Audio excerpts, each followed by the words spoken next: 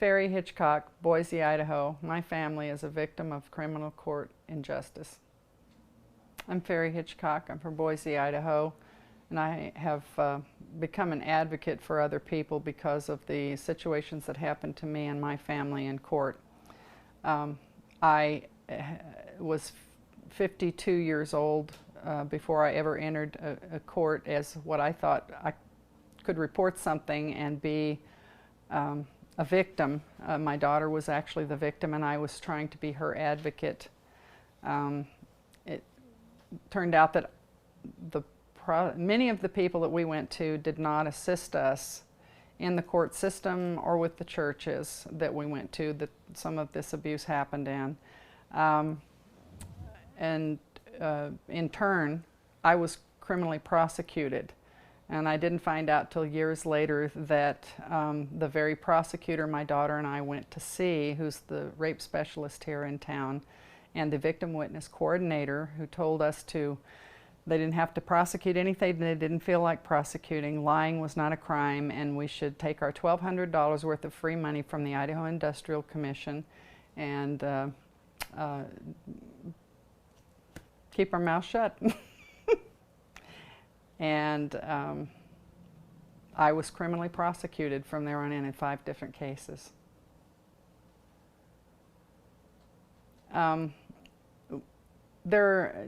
My experience has shown that there is not really an access to courts here. There are proper papers you can file, but getting them actually presented in court is interesting. Finding an attorney, I was offered by one legislator who was an attorney here, Mike Burkett.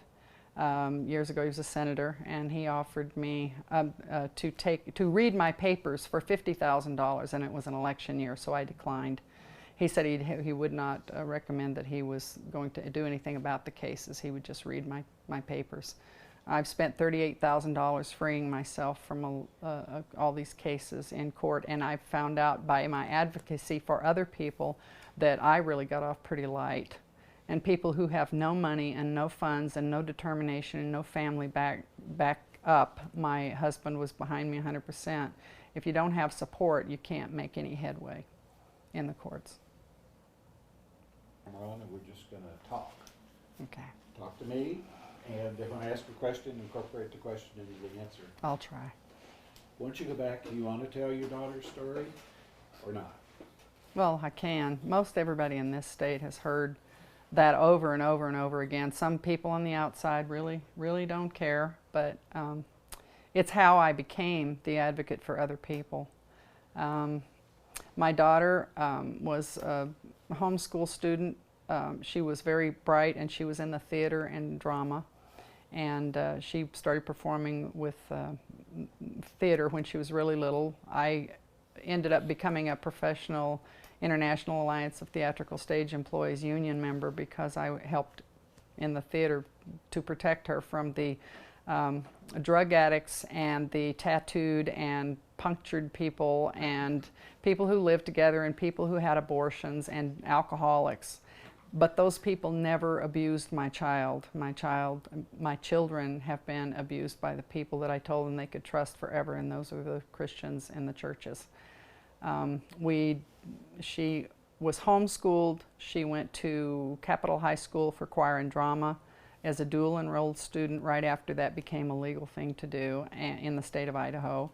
And she also was attending classes at BSU from the time she was 13, Boise State University. We had to get a special privilege for that, and she only took supplemental classes at that point. She became involved with the Christian homeschool group here, Idaho Christian Coalition of Homeschoolers, Home Educated, and she met a lot of young people. We took our testing through that because she couldn't participate in the school system without a grade, an official grade, so she had the grading because she was in America's Who's Who of High School Students for 4 years. She was one of the youngest students put in the varsity singer and choir at Capitol High School. We have many people in town who had sung with her in church. Jerry Vivek was the director of the Boise Music Program, and he suggested that she go ahead and be interviewed by the Capitol High School teacher, Linda Schmidt, and who gave her an audition. She went into that and was in the high school choirs. In the meantime, we couldn't participate in everything with the homeschool people, their ski day, because you had to be in choir every day of the week. You couldn't take a day off because it's more strict if you're a dual enrolled student for anything else that you do. She became involved with a young man who came over to our house and took up all of her time and became very controlling with her. He didn't want her in plays, and she had performed with the opera. She had done community theater. She had done a lot of things around with singing for money in places around town. She and doing other performances. She had this young man came in, and his family was Catholic. We were not. We were Christians, and the story was that she couldn't. We had made the rule that she had to be. She could go through a courtship at 16, but she couldn't date. That was kind of the rule of the ultra-conservatives, which we were at one time. And this young man kind of took over her life. His parents would not allow him to date, and especially not a non-Catholic. So we tried to intervene in the only way we knew, because we'd had another daughter who ran off and got married when she was 16. But I had a daughter from a previous marriage who was 9 when we got married. And my husband and I have been married for 34 years. So the situation was like a repeat, that the only forbidden fruit was this guy. You can't date him unless it's a courtship. But we didn't know. We knew that he was telling us that I'm engaged to your daughter. I'm going to marry your daughter, but don't tell my parents because my parents will disown me. And he would cry, and he would throw himself on the floor. And I never asked them, "Is your relationship pure? Are you having sex?" I never ask them, "Are you having sex?" I asked them, "Is your relationship pure?" And they would always say yes, and he would hug her up really close.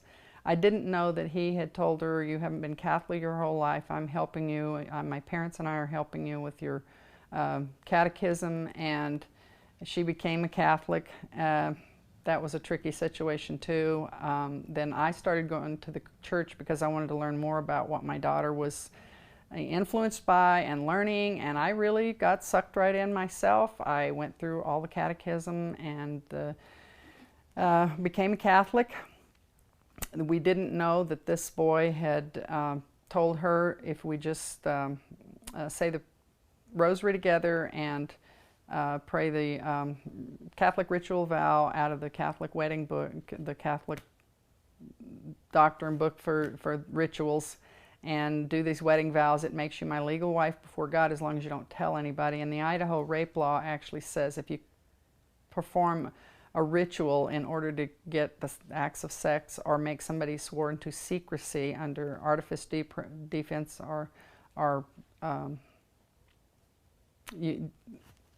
if you trick them, it's rape.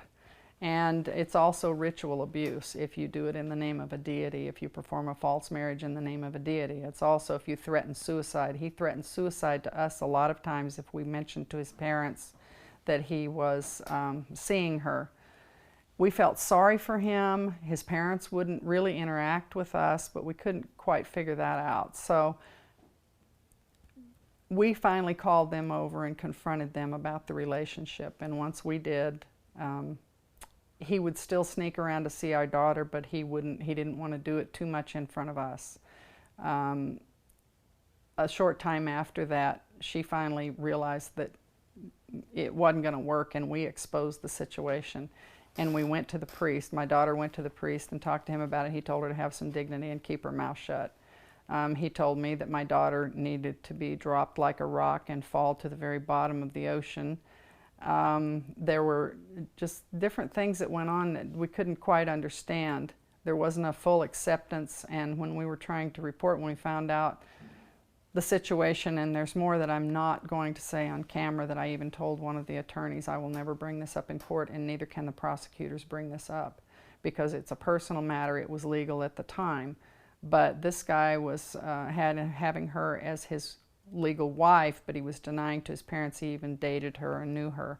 So when we reported this to the church, they just told us to keep our mouth shut. Just take it to your prayer. Just pray about it and forgive it. It'll all go away. And he continued to pursue not only her but the other daughter, who was younger, into the garages downtown after dances.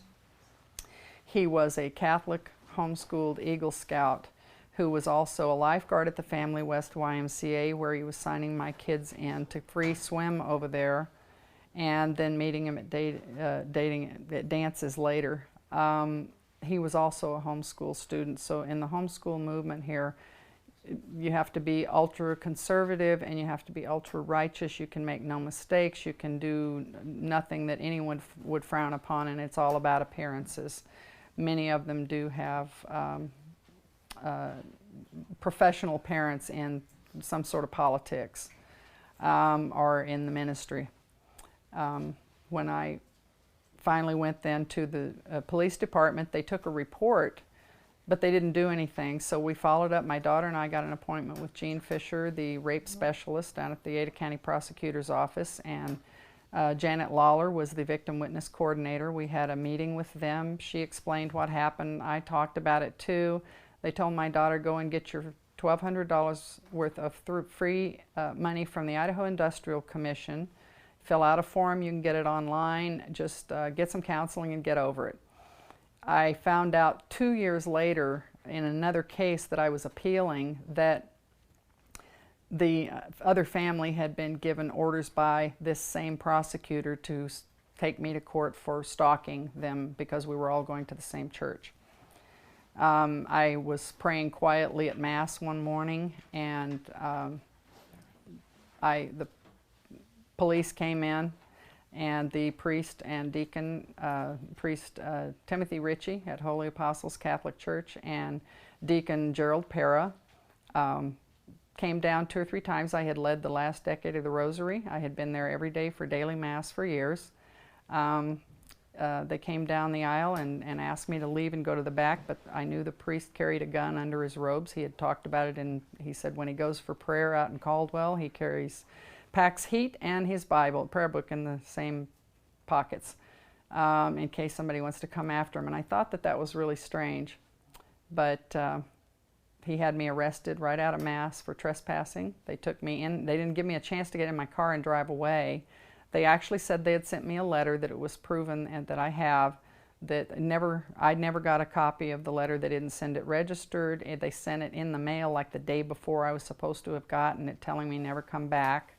And I was tried for the stalking. I was accused of harassment because the parish nursing director, Connie Mortensen, Nick Mortensen's mother, told me that if I contacted her one more time through the emails that I would, I just couldn't contact her anymore. I said, you're the parish nursing director and you carry the it's written in the program in the church that you carry the priest's pager.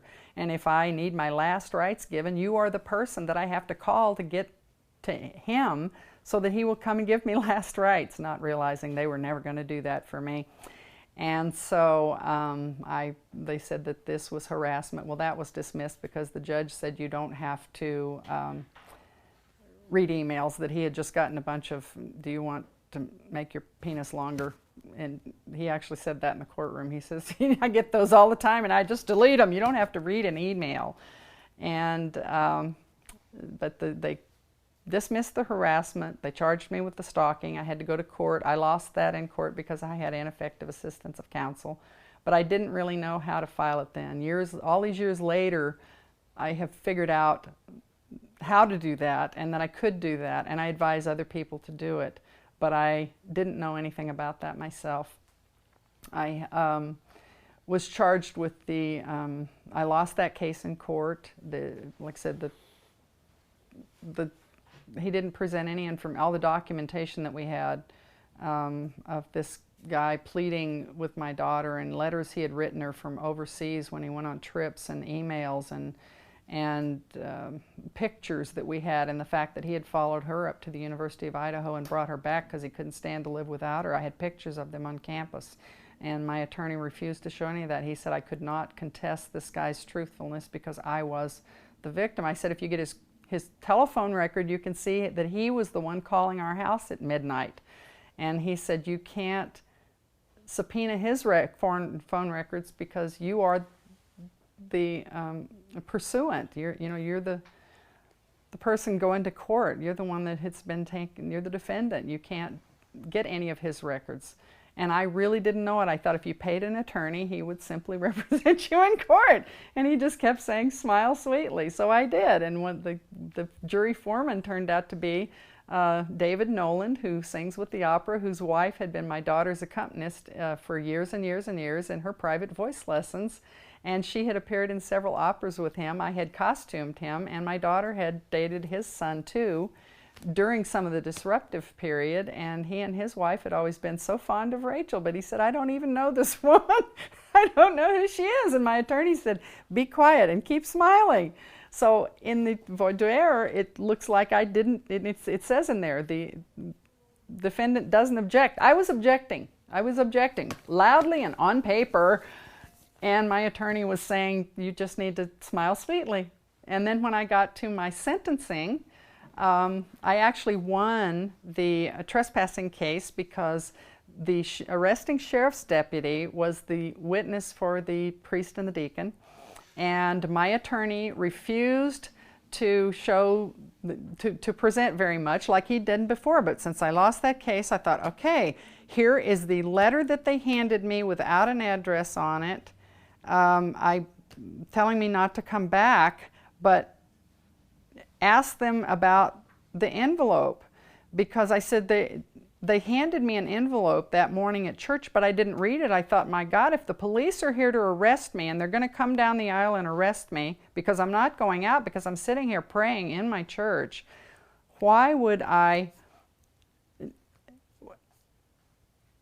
didn't read that. I was praying. I was praying as hard as I could. I thought there's got to be something wrong. This is just a bad dream, and I'm imagining this. And I finally asked him. He dismissed his questioning, and then he proceeded to come back to the seat, and I just looked at him and I said, ask him about the envelope.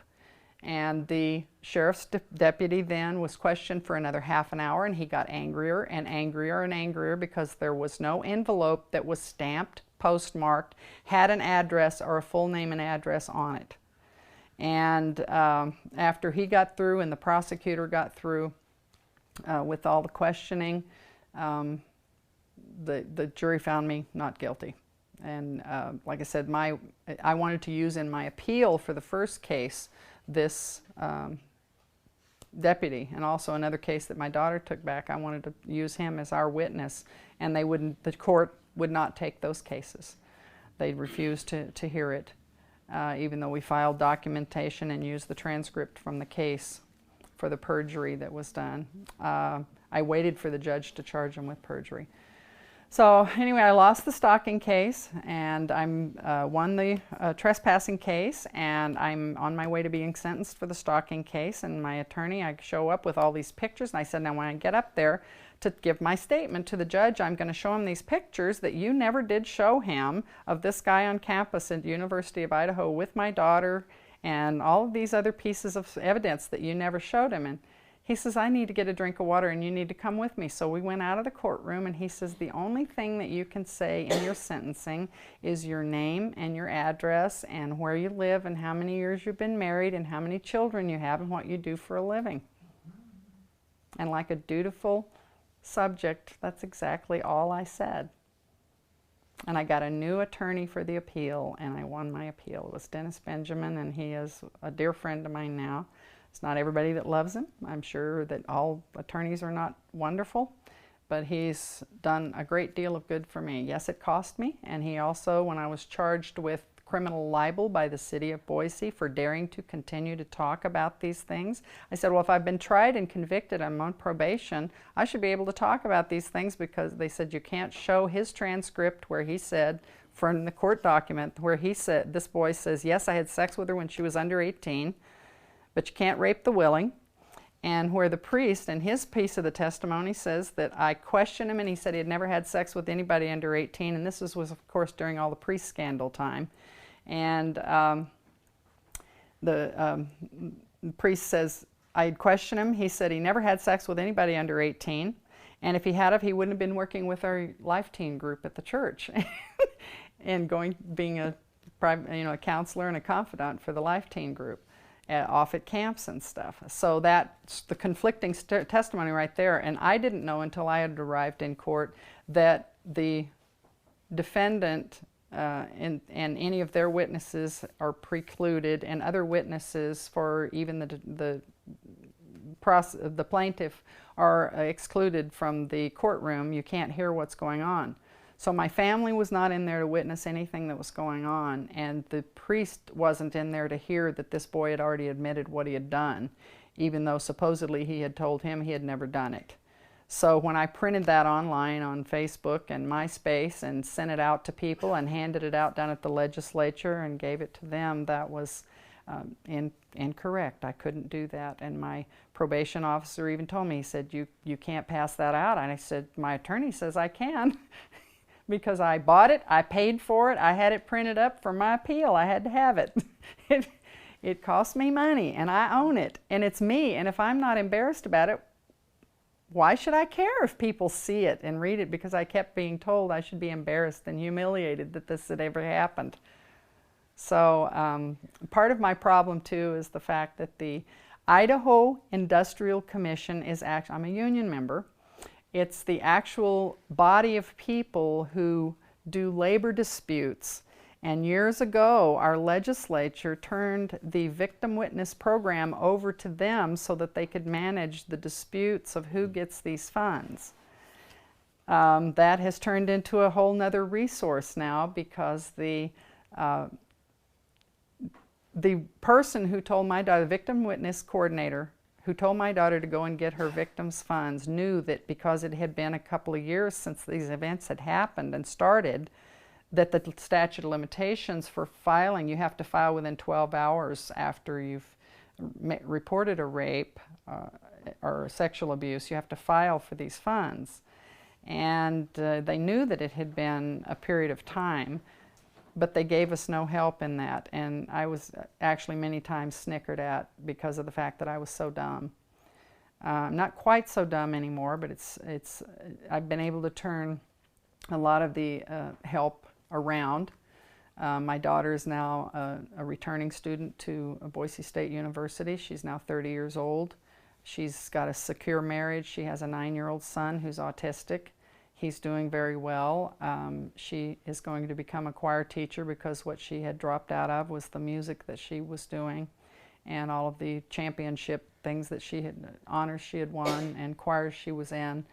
That all went by the wayside with all the abuse that she had to deal with.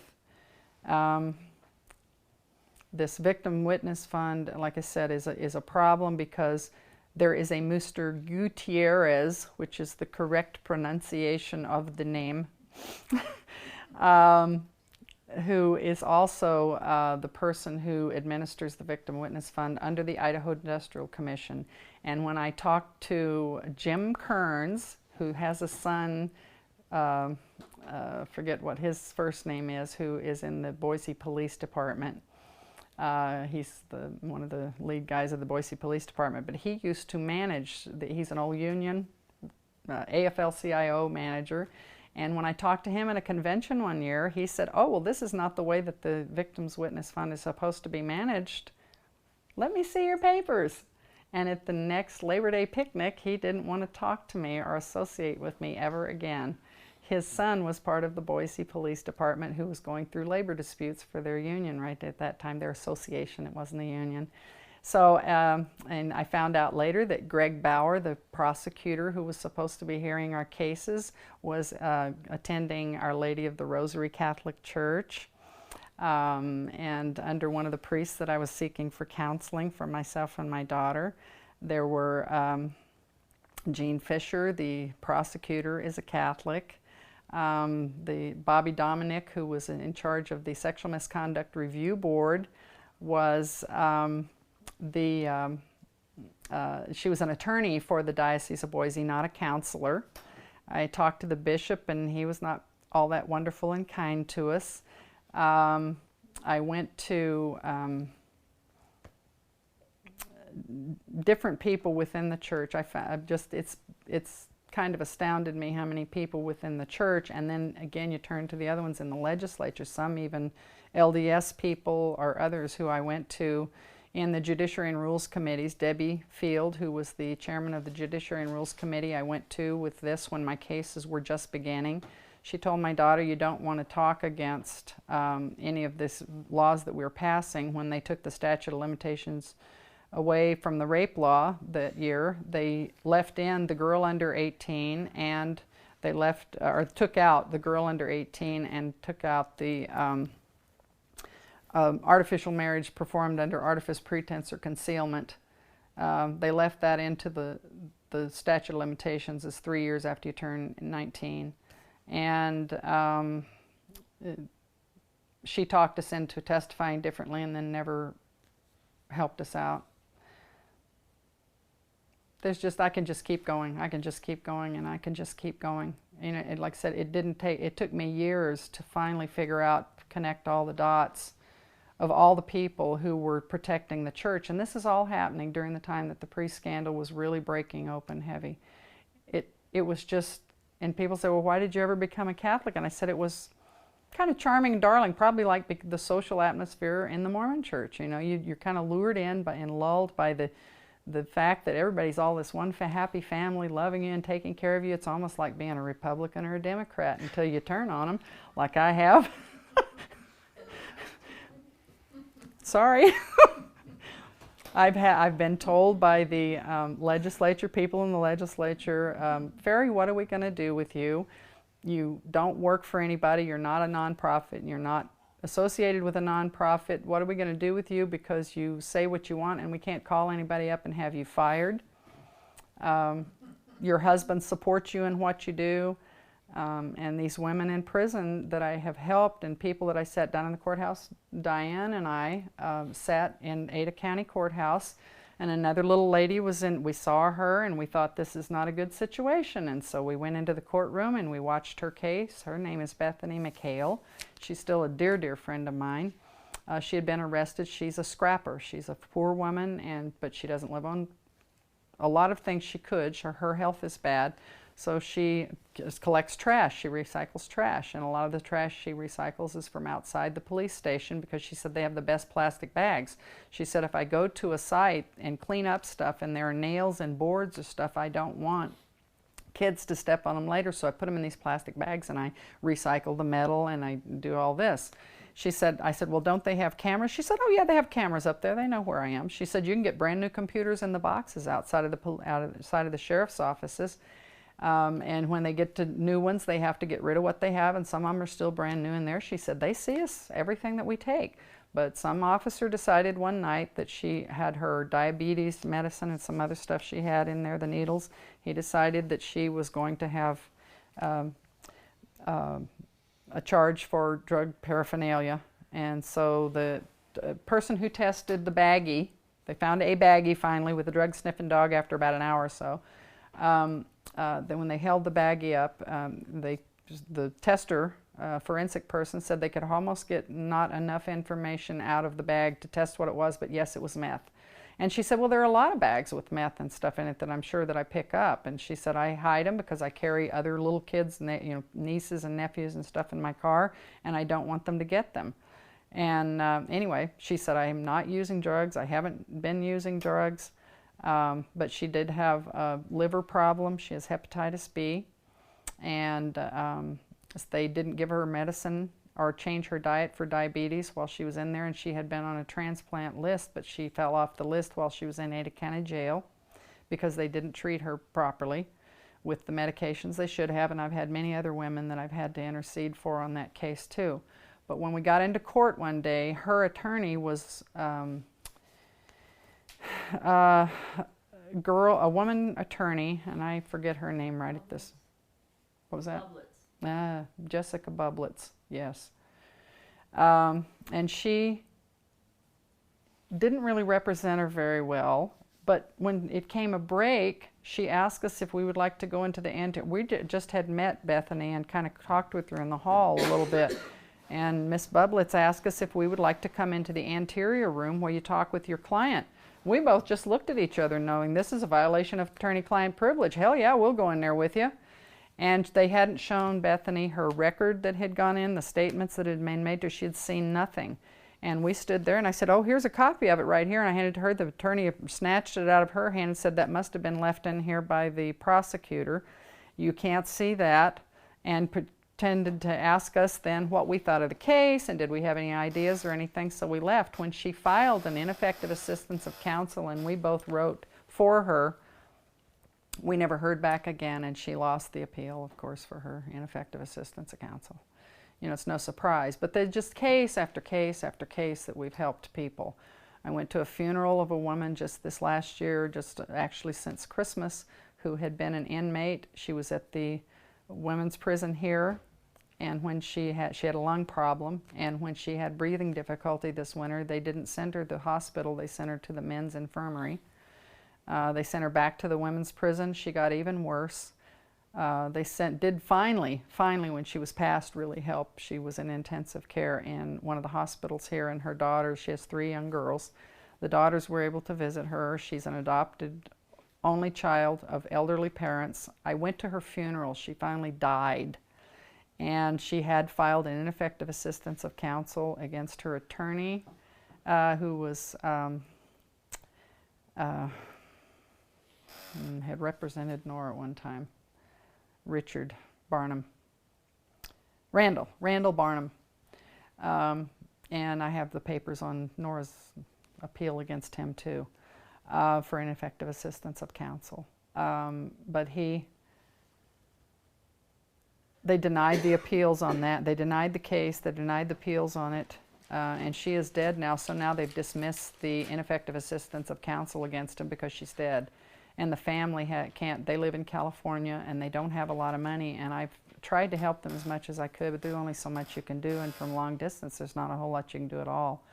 And the woman that I've helped the most in prison, I take her papers down to the federal courthouse and file them and get copies and then keep them, and I've got all of her records. I've got tubs of her file boxes of her stuff that, you know, when we clean house, that's something that can't go away because we're the resource for it. It's been just an amazing journey with helping people. I met Dale and Diane both at events, one place or another, that they were saying we can't get justice. Nobody listens to us. We've testified before the Judiciary and Rules Committee, and now with the Criminal Justice Commission. Now let's do this one first, actually. This woman's name has been deleted, but I'll show you this. It's a letter from the State Appellate Public Defender in Idaho, telling her that even though the state police were caught with forensic evidence, drug stuff in the ceiling, and that was published case, hiding it so they could pad people's cases. Even though we have that, there are 3 different letters. They all have a little bit different stuff from the Idaho State Police. You can't use that as your appeal in your drug charge. And that's from the State Appellate Public Defender from Idaho. And this is the 3rd letter, and they're all signed by Kendrick Wills. Kendrick Wills is the son of Rich Wills, Idaho legislator, now head of the Judiciary and Rules Committee in the House, from Glens Ferry, and his son used to work for the Boise Police Department. And the Idaho State Appellate Public Defender's Office, there's a National Appellate Public Defender's Office. They wrote a report in 2007 after an audit they did saying that it was a conflict of interest for this office to exist, being appointed and recommended to the governor, who does the final appointment. And they do the approving, but they would recommend people through the Judiciary and Rules Committee in the House and the Senate, and several other people, the county commissioners and several other people that were on this committee, and the judges and the Supreme Court justices. And you'd think, if you're going to have somebody charge you and arrest, make the laws, charge you, arrest you, take you to court, try your case, and then deny all your appeals, do you want those people picking your public defender? Probably not. So we have tried for years to get this to the Judiciary and Rules Committee, but Senator Denton Darrington refused to pass anything out of his desk that he didn't like or hear anything about it. Even though we did talk to him about it a couple of times, he wouldn't hear it. I finally got an appointment year before last with Brad Little, the lieutenant governor, and I'd met him at an event, and I asked him if I made an appointment, would he see me? So I made the appointment, and he did see me, and I took this report into him, telling him it's a conflict of interest for this body of people to report this, but they won't listen to us. And 8 days later, Denton Darrington presented a bill saying, we don't any longer, we've done our job, we don't need to be on this. They can appoint another board, but it's kind of not in good taste for us to be on this board. And when they presented it on the Senate floor, he said, and I would like to thank the President of the Senate for bringing this to our attention. And I was sitting up in the gallery going, yay! It's my bill. It'll never have anything written on it in my name, but it's my bill. And that passed. But now, and I think there's been a new report by the National Appellate Public Defenders done since then, and I forget if it was 2010 or 11 that they did another report saying the same thing. There's still a conflict of interest going on. And recently, I tried to look up the list of people who are in the State Appellate Public Defender's Office for the women in Pocatello Prison. And I found that the website was not right. It's overwritten and it's kind of crooked and it really doesn't have information on it. So I went to a good friend attorney's office. He told me, well, you can get that. And I said, I can't get a list of anything. There's nothing on the site. And it's a really strange looking site and there's no links that are live on it. And he said, you can come into my office and get it. So he got me a copy. They got me a copy of it, and the girl that gave it to me, one of the secretaries, said, oh, well, of course, you just go to the stateappellatepublicdefender.com.idaho, you know. And I said, no, you don't. And she goes, well, sure you do. And she tried several different search engines, and she got the same page I did. And she said, that's really strange. And I went, yeah, because I attend the Criminal Justice Commission meetings. And month before last and last month, they talked about the fact that Representative Darrell Bowles, who's on the Judiciary and Rules Committee in the House, he's on the committee, and he said on the Judiciary and Rules Committee, on the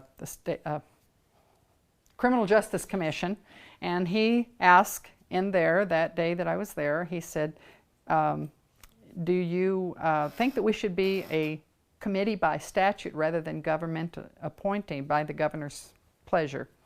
And of course, the other legislators and county commissioner, a lot of other people that are on it. I've got a list of all the people that are on it. But they're in this county sheriff and the Prosecutors Association and the Attorney General's office and the State Appellate Public Defender's office and the Juvenile Corrections. We're all there. They all chimed in and said, no, we couldn't possibly do this. And Paul Panther from the Attorney General's office spoke up and he said, my friend and I from the State Appellate Public Defender's office, not Sharon Herringfield, it's, what's her name? No. Sharon Hadfield. No, that's the other one. Anyway, that she and I could not do the work that we're doing and have the camaraderie in the things that we do if anybody knew what we were doing. They don't record these meetings. Well, sure, they record the meetings for the minutes of the secretary that's there. She transcribes it. But they're not subject to sunshine laws. They are not subject to open meetings laws. You can't get their minutes.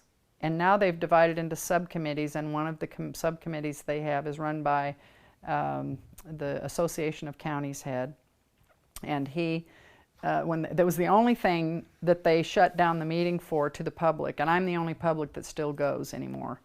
And they haven't refused me to go, although it's getting tighter and tighter to find out when they're having. They took the link down of when they have these meetings down off of the Idaho Department of Corrections site. Anyway, they said, I've lost my train of thought. I'm sorry. I just go on and on and on. And there's so much. That's what I said. I can't. Link off this public defender site. Yeah. Yeah, and you can't find out really anything. Actually, what it is now is it is under the governor's office, the idaho.gov of the governor. So they've moved it over to another site, and you can't find out who the people are in the office. You can't, there's no real, there's only the main number, and you used to get a real person. Now you can't get a person. You only get a recording that will take a message, and of course no one ever calls you back. And but this State Appellate Public Defender's Office is a real problem. I have, in my pile of stuff that I have in there, I have pictures of the mug shots of public defenders who have been reprimanded, and one of them is actually in prison now, who didn't defend their subjects. The one is Eric O'Daniel, who's still practicing, and when the Association of Counties head, Dan Chadwick, was supposed to give his report to the Criminal Justice Commission meeting several months ago, he said he didn't have anything to report, and yet this man had been sanctioned for not representing one of the women that I advocate for and not filing a brief. He just didn't do anything. Well, the reason why he didn't do anything is he had just recently gotten married that year. He had gambled a lot of money in Idaho, in Las Vegas, because you only get LVND suing you for money when you've been in Las Vegas, Nevada, in a civil case, and it was lots of money. He got in a fight with his new wife, and he beat her up, and he had guns in the car, and he was drunk, and he got a DUI, and he'd been thrown in jail over the weekend. The reason why he wasn't representing her is he was trying to scramble around and keep his own self out of prison. And they let him off with a slap on the wrist. We've got another attorney, there's a John Cox here, that represents police officers, and he has like 3 or 4 different DUIs. And what his sentencing is that he has to be on probation, and his probation is that he has to be pro bono attorney for DUIs. So that's what he gets to do. I have the pictures and stuff of Timothy Gilligan, who was a counselor and a guard at the men's prison. There was a young girl who was in prison, the women's prison, but they use the women. At night they go over and clean the men's prison, the offices.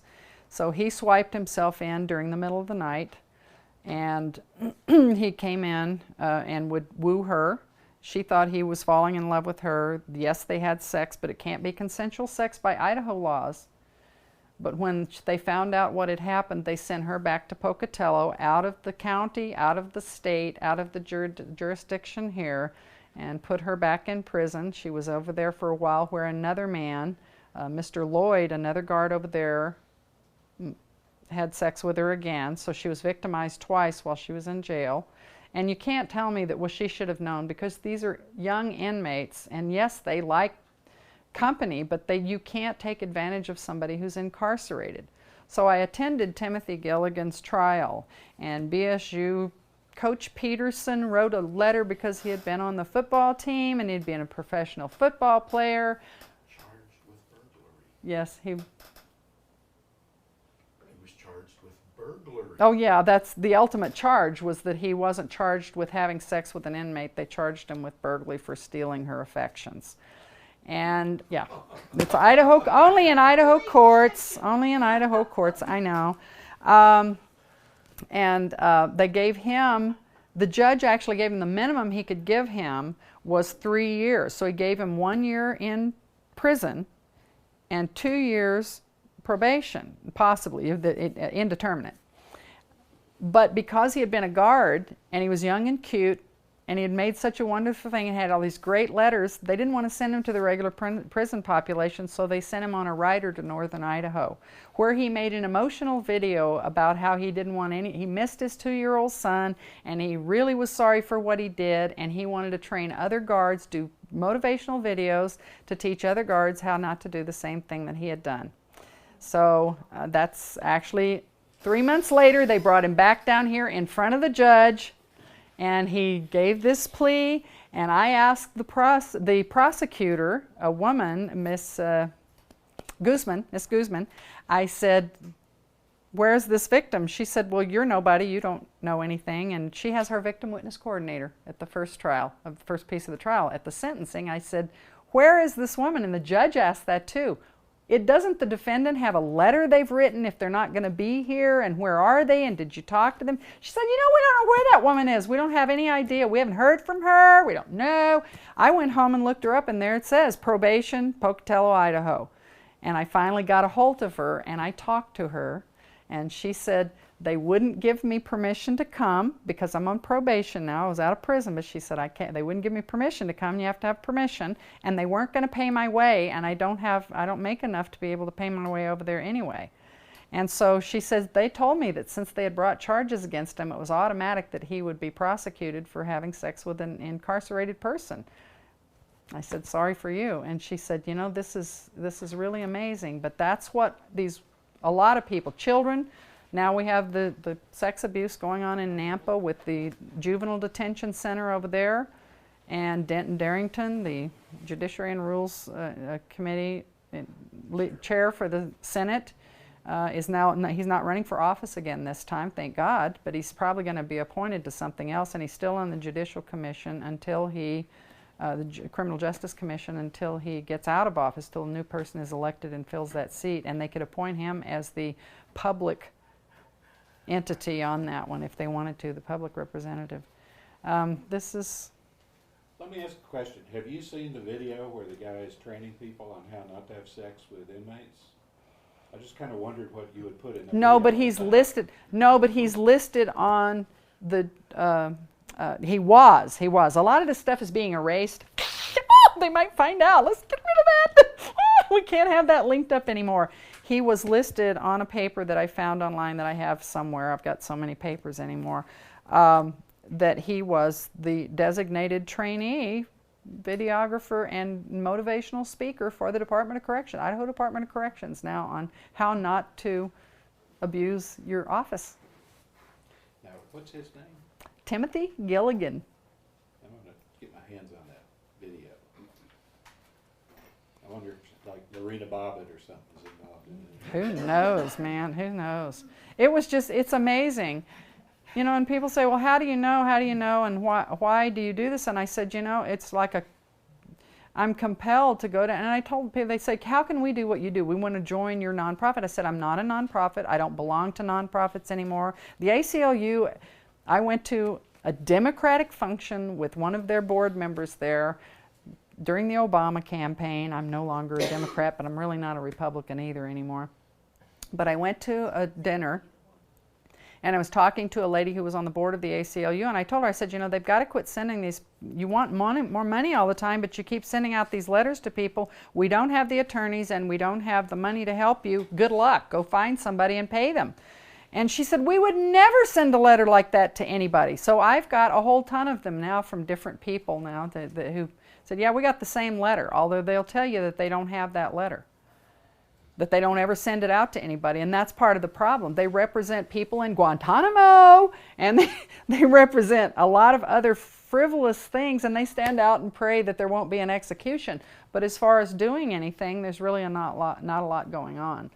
And so I've quit giving to all kinds of things. I've got one woman, I've got all her papers, and I worked with her mom for almost a year, who went to the women's shelter here where they take in inmates also with their children. And part of their rehabilitation is you must have the child so that you learn how to deal with the child. Her son was 10 years old. The grandmother in Jerome had always raised this child. And she thought it's not good that he all of a sudden end up in Boise in a shelter home with his mom. Well, the mom was doing okay, but the mom can't read, so he was reading to her and helping her get her GED. And she, along with 5 other women, were all of a sudden taken to Ada County Jail, and the ministerial people kept these small children, underage children, in the City Lights home. They did not send them out to health and welfare, and I found online where the woman who runs the shelter was applying for custody of these children through the courts.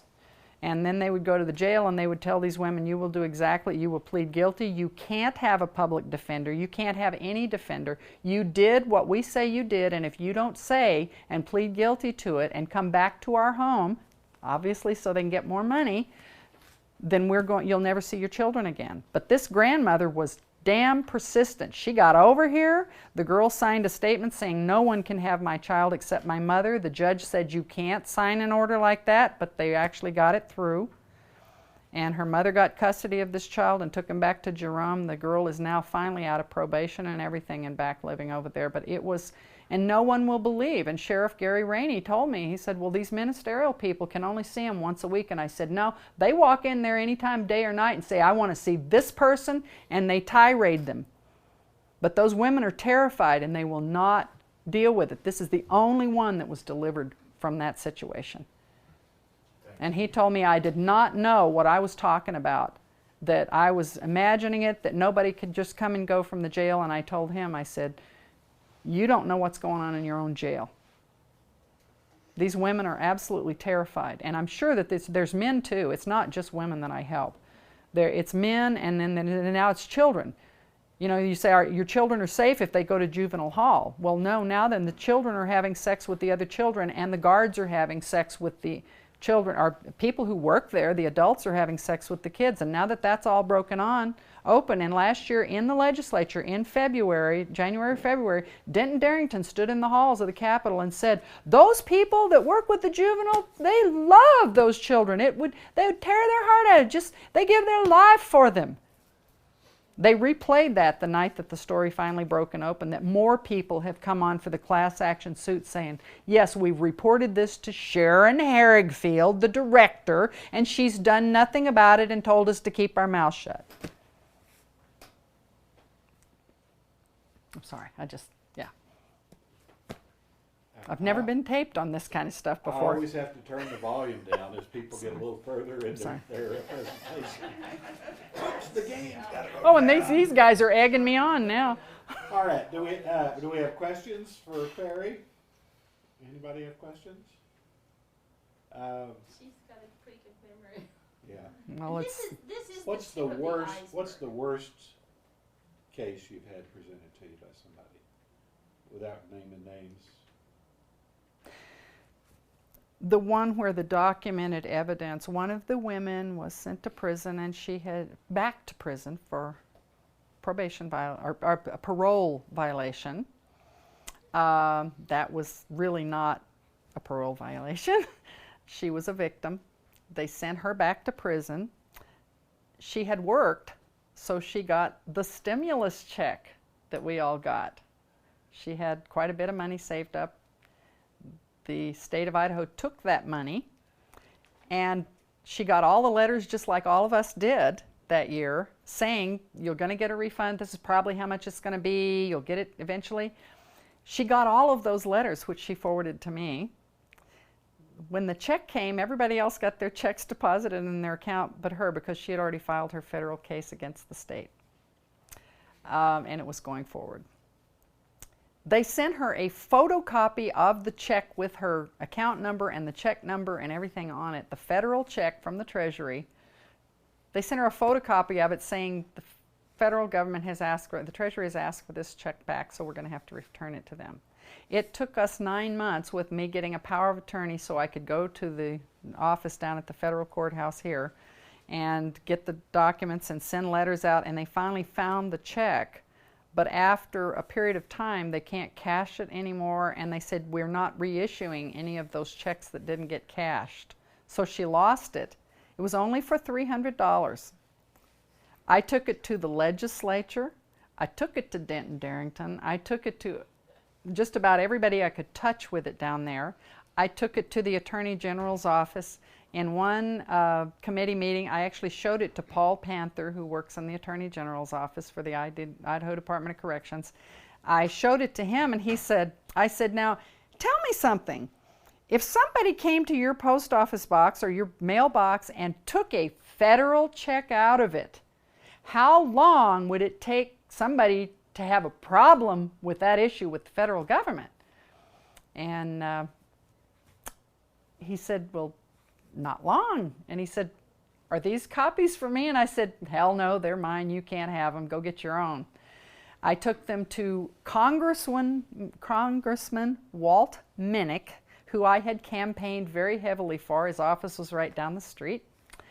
I had campaigned for him to get into office, and he had a new office over in Meridian. I took them over there. I talked with him and John Foster, his aide, in the office there, and I talked to Lisa Anderson, who is now working for Raoul Labrador as his office manager. And we had a little meeting. He says, I want you guys to come into this when I showed him this. And he goes, wow, this is something. He said, I tell you what. He said, you have all those women write to me and tell me the problems that they have, but don't send it to Washington, D.C. Send it over here to Meridian. So I did. And lo and behold, do you know that they never got one letter from anybody in Pocatello. They never got a letter. They don't know what happened. Lisa Anderson was, and I said it in a legislative committee meeting this year, she was shit-canning those letters from those women. You can bet your ass on it. You know, so this is the kind of stuff, and he never did anything with it. And he didn't want to talk to me after that. And people say, now, why did you run as a Republican this time? And I'm going, well, what did the Republicans may have never done anything for me, but the Democrats haven't either. In fact, they stuck it to me and then twisted it. Are you a nobody? No. Well, they would say, I was told by Judiciary and Rules Committee members in the Senate, Les Bach is running again. Senator Les Bach is running again as a Democrat. And Nicole LaFavor is now running for Congress as a Democrat against Mike Simpson. She's the only openly gay legislator in the Idaho Senate. And when I stepped up to testify against the brokenness of the rape laws and how they were readjusting them again, both she and him said, this woman and her testimony are utterly irrelevant. Do we even have to listen to it? And then when I told that in the lobby room, because I'm a lobbyist and I pay for my fees in there, they all said, well, the committee chairman, Denton Darrington, took care of that and put them in their place. And I went, nah, he kind of chuckled at it. And so did Patty Ann Lodge, who's on the Criminal Justice, or the Judiciary and Rules Committee, and her husband is Federal Judge Lodge, who works with Judge Windmill.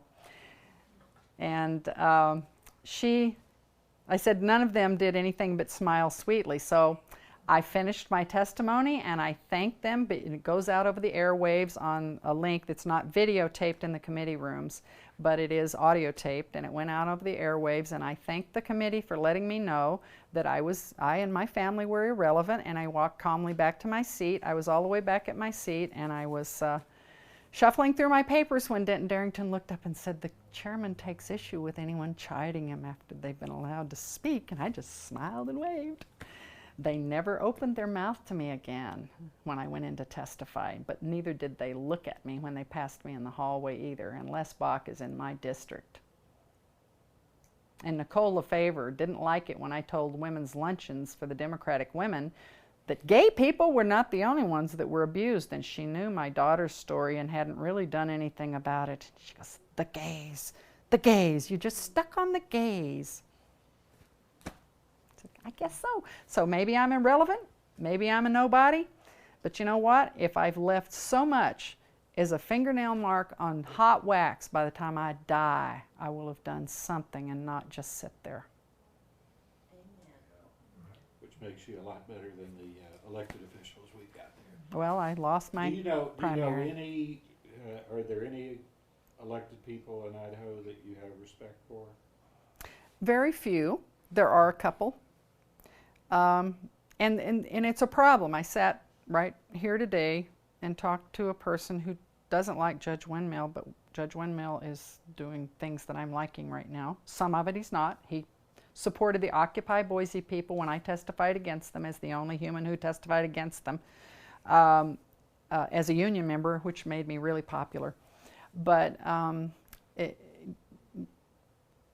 know, you disagree with people on some things, but what I have come to find out, we may not agree on everything, but something like lawfulness is a real problem, and it's a very hard thing to deal with. We can't have everything, and we're not all going to agree 100% and get along. But if we can find one nugget we can work on together, that's what we have to fine-tune and hone on. And yes, I got the ear of our lieutenant governor for that one issue. That's a bonus. I don't like everything he does, but that's a bonus. I talked to Representative Steve Smiley at a luncheon, who said that he was part of getting the reduced sentence for good time behavior in prison. He presented that bill years ago, and it failed because it passed the House, but Denton Darrington wouldn't bring it out of his drawer in the Senate. I talked to a couple of other people, including Mike Moyle. Now, there are people that think Mike Moyle's the devil, representative, and he's really not. He's got a family, he's got kids, he's got things. He's a farmer, he's got a big farm. He's a good, he's got good manager. He's a Mormon. He's doing some things that a lot of people don't like because he's got it. Things are coming together. But he had an issue this year. His daughter was stopped for a ticket, speeding or something, and she didn't have her insurance card. So they gave her a ticket for that, but then they stopped her again later and charged her with driving without a license. Well, she had the insurance and she thought it was just taken care of. She's a young girl, and he was just beside himself because this had wrapped up into like $1,000 worth of fines. And he said, but there's nothing. And I said, I told you a couple of years ago that once this touched your life, you would think about it. But he was part of Steve Smiley, and I talked to him for the last 2 years about, why don't y'all bring back the good behavior bill, early time out for good behavior. Well, they have a version of it, but it's like, maybe a half a day off your whole 20-year sentence if you are pristine. But the fact that he will look at some of this stuff and come and ask my opinion. And I had Carlos Bilbao came to me this year, a representative, and asked me, and I remember from years past you telling me about your daughter. And he asked me some questions about a couple of issues that were coming up in the legislature. They don't have to do that because I'm not going to take them to dinner. I'm not going to give to their campaigns. They're not going to be my best bud. And I'm not going to be theirs, and I'm not always going to agree with what they do. But if I can find one little chunk that I can work on, they're all I've got. And I can tell you, a lot of these people running for office only want in there, and they're not going to listen to you any better than the ones that are already in there. But when I can go into them, look them in the face, and tell them exactly how I feel about them, and they have to be non-threatened by me. And I said, why would you charge me with being a danger to society when you can see that I'm not? I get really angry, I get real excited, I get loud, I'm very animated when I talk, I'm very passionate about what I do, but I could potato peel you to death. We don't own any guns. My husband doesn't hunt, and neither do I, and I figure I've lived a good long life. If somebody's going to come and get me, they can have me. If they're going to shoot me, let them do it, let them do away with me, because I'm not going to let somebody take advantage of me. But I'm not going to shoot somebody for walking through my door. That's not how I'm going to live. And I'm trying to pass some of that off. And some of the people who are still in the middle of all their trials and not just helping people have a whole different take on a lot of this than I do. And I totally understand that. And all I can do is offer them friendship and be their friend and say, and in fact, Dale and I just had a conversation just the other day, and I said, wait. I said, hang on just a minute. I said, understand, there's this point out here, and you're coming from here, and I'm coming from here, but we're going for the same peach. And we have to stop and verbally remind ourselves of that a lot of time. You're not my enemy. We may not have the same views on the person or anything else. And there are some decent judges. Judge Cawthon is a dream judge, let me tell you. He's compassionate.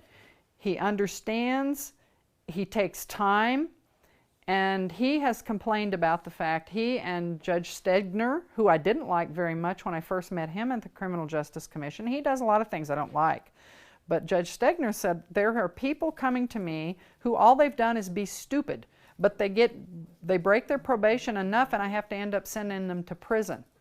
And he said, they're just dumb, they make stupid mistakes. And he said, I'm tired of having to send people to prison or back to a jail cell for being dumb.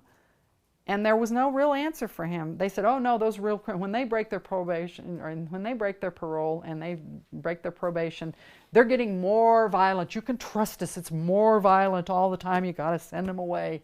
You know, and that's why we need a public access to this Criminal Justice Commission. And I told them in my campaign interview with the Idaho Statesman, I told Kevin Reichert and several other people that were sitting in there, I said, you know what, I'm down there every month that they have a meeting just about.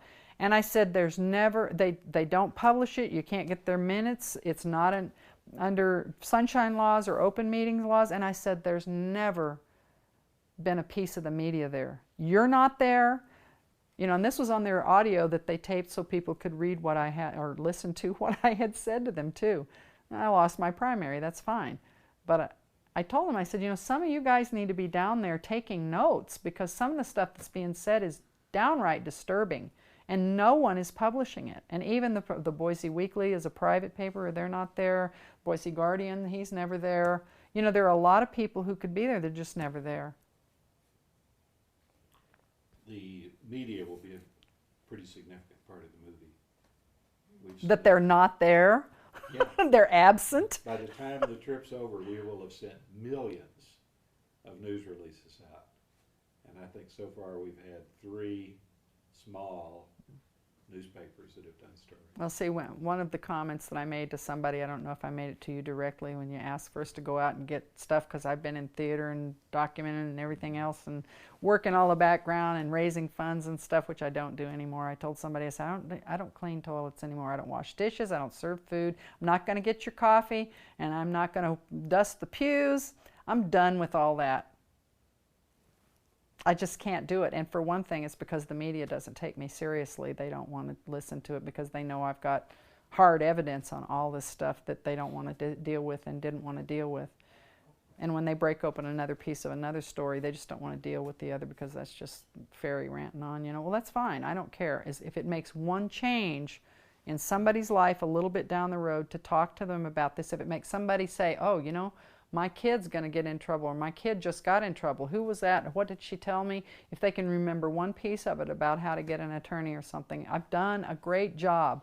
That may sound futile to a lot of people, but it's really not. It's probably the most important thing besides raising my kids that I've ever done. Well, we're glad you did it. Any last words? I'll say like my mother, who passed away in '96 at the age of 84, a good Southern woman from Texas, and she said, my father said that I was vaccinated with a Victrola needle, but she'd tell my husband, I'm a woman of few words. I'm sorry. All right, that's a wrap. Watch your microphone. Oh.